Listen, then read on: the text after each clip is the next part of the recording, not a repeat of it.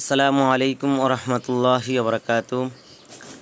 দেশ এবং প্রবাসে যে সকল ভাইরা বিভিন্ন পেশায় নিয়োজিত আছেন শ্রমিক হিসেবে, তাদের প্রত্যেককে জানাই পহেলা মে আন্তর্জাতিক শ্রমিক দিবসের শুভেচ্ছা ও অভিনন্দন। আশা করি দেশ এবং দেশের বাইরে যে সকল শ্রমিক ভাইরা দীর্ঘদিন যাবৎ কাজ করে যাচ্ছেন, সকলে আল্লাহর রহমতে ভালো এবং সুস্থ আছেন। আজকে এই মে মাসের পহেলা মে আন্তর্জাতিক শ্রমিক দিবসের আমার কিছু দাবি দেওয়া শ্রমিকদের পক্ষ থেকে প্রত্যেক গার্মেন্টস, কলকারখানা, ফ্যাক্টরির মালিকদের উদ্দেশ্যে আপনারা শ্রমিকদেরকে তাদের যে ন্যায্য অধিকার, মাস শেষে তাদের যে পাওনা টাকা, তাদের সে বেতন যথাসময়ে মাসের 1 তারিখ থেকে 5 তারিখের মধ্যে পরিশোধ করতে হবে। শ্রমিকদেরকে পবিত্র ঈদুল ফিতর এবং ঈদুল আজহার ঈদ বোনাস ঈদের 1 সপ্তাহ আগে পরিশোধ করতে হবে। তারা যেন তাদের বেতন এবং বোনাসের জন্য সড়কে আন্দোলন করতে না হয়, সে ব্যবস্থা নিতে হবে। তাদের প্রত্যেকের বকেয়া বেতনগুলো পরিশোধ করে দিতে হবে। কোনো শ্রমিকের বেতন আটকে রাখা যাবে না। তাদেরকে মাসের 1 তারিখ থেকে 5 তারিখের ভিতরে পরিশোধ করে দিতে হবে তাদের বেতনগুলো।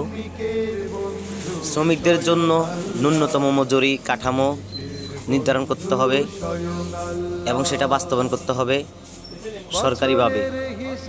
গার্মেন্টস শ্রমিকদের ন্যূনতম মজুরি 25,000 টাকা করতে হবে। অন্যান্য সেক্টরে যে সকল শ্রমিক কাজ করে তাদের বেতনও সমন্বয় করে তাদেরকেও যথাসময়ে পরিশোধ করতে হবে। একজন শ্রমিকের সর্বোচ্চ শ্রম 8 ঘন্টা করতে হবে। 8 ঘন্টার বেশি কোনো শ্রমিককে খাটানো যাবে না।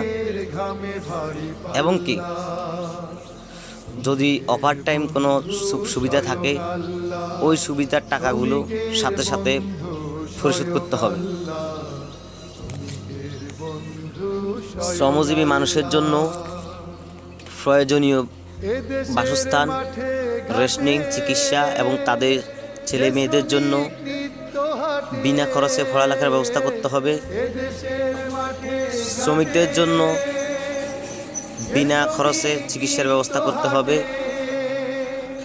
যারা কৃষক তাদের জন্য সার এবং বীজের দাম কমাতে হবে এবং কৃষকের উৎপন্ন পণ্যের ন্যায্য মূল্য রাষ্ট্রকে নির্ধারণ করে দিতে হবে।